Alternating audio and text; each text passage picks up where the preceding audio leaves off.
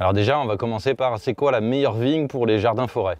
Donc c'est une vigne qui, 1, va être très résistante aux maladies, 2, va être très précoce, parce qu'en fait, vu qu'on ne les met pas toujours en plein soleil, il faut absolument qu'elles soient précoces, sinon elles n'auront pas de sucre. 3, c'est qu'elles soient bonnes au goût, qu'elles aient des goûts si possible exceptionnels, genre des parfums de framboise, de fraises. Et 4, c'est qu'elles soient sans pépins, de manière à ce qu'on puisse faire des raisins secs. Alors peut-être vous avez entendu parler des vignes interdites. Toutes les vignes comme Oberlin, Jacquet, Clinton, Cunningham, donc toutes les vignes du siècle dernier qui étaient importées d'Amérique. Ça peut être alléchant parce qu'on aime bien, ah c'est interdit donc je l'ai alors que c'est interdit.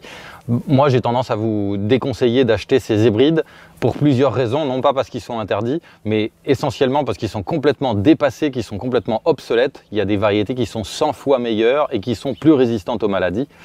La deuxième raison, c'est qu'en fait, la vigne, c'est une plante qui est quand même assez volubile. Ça va prendre beaucoup de place. Il va falloir la tailler tous les ans. Enfin, en général, on ne va pas en mettre 30 des vignes. Donc, si vous devez en mettre que 4 ou 5, mettez les meilleurs. Essayez d'en prendre 2 roses, 2 blancs, 2 noirs et qui soient, si possible, excellentes, sans pépins. Donc, les raisons pour lesquelles elles ne sont pas intéressantes, les vignes interdites, c'est que les raisins, majoritairement, est tardif, peau épaisse, chair gélatineuse, peu de jus, beaucoup de pépins et des fois des goûts qui sont pas forcément, des goûts qui sont très forts et que tout le monde va pas forcément apprécier, ces goûts qu'on appelle foxés.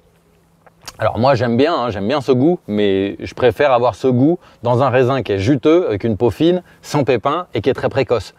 Donc voilà pourquoi je vous déconseille de mettre ces hybrides dans votre jardin, parce que vous allez devoir les tailler tous les ans, ça va vous prendre une place dingue et finalement pas vous apporter grand chose. Alors dans les variétés que je vous conseille qui sont vraiment excellentes, moi dans les roses, les 2 que je préfère, que j'ai dans ma collection, c'est Reliance et Einset.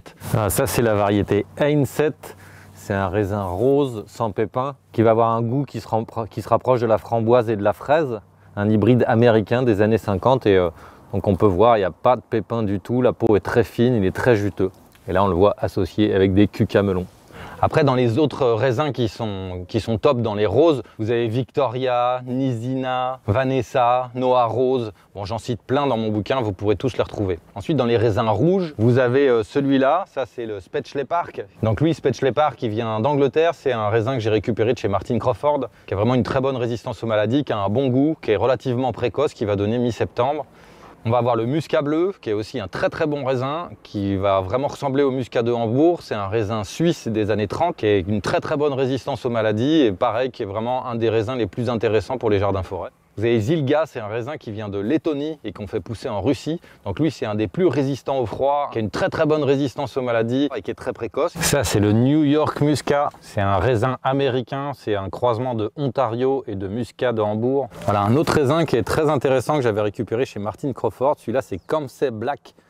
Et donc c'est un raisin noir type Muscat d'Hambourg, qui a peu de pépins, qui a vraiment une très bonne saveur, qui, comme on peut le voir, est très productif et qui est une bonne plante intéressante pour faire grimper sur les treilles en association avec d'autres lianes. Là, vous avez le raisin blanc Laquemont.